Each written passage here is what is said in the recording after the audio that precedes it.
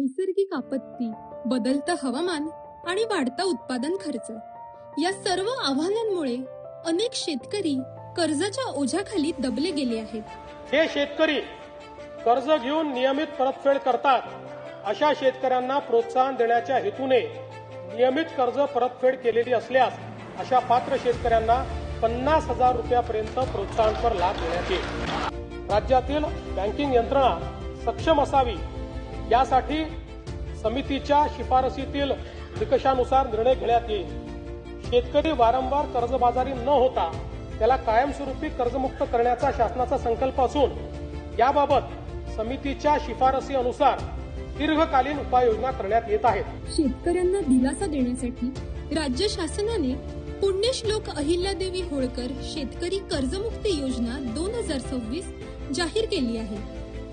या योजनेअंतर्गत पात्र शेतकऱ्यांना मिळणार 2 लाख रुपयांपर्यंतची थेट कर्जमुक्ती आणि शेतकऱ्यांना कर्जमुक्ती देऊन प्रामाणिक परतफेडीचा राज्य शासन सन्मान करणार आहे.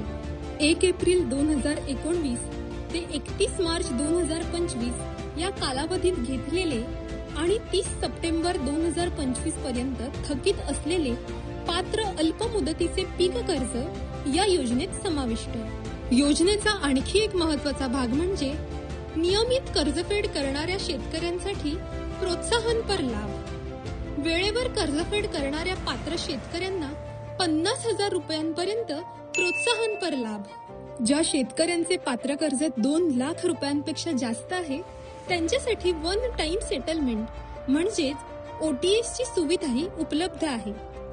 या योजनेचा लाभ राज्यातील सुमारे 56 लाखांहून अधिक शेतकऱ्यांना मिळणार असून यासाठी भरीव तरतूद केली आहे. योजनेची अंमलबजावणी ऑनलाईन पद्धतीने करण्यात येणार आहे. यासाठी शेतकऱ्यांनी आधार प्रमाणीकरण करणे अनिवार्य आहे. पुण्यश्लोक अहिल्यादेवी होळकर शेतकरी कर्जमुक्ती योजना 2026 शेतकऱ्यांना आर्थिक दिलासा, सक्षम शेती आणि समृद्ध महाराष्ट्राकडे एक महत्त्वपूर्ण पाऊल.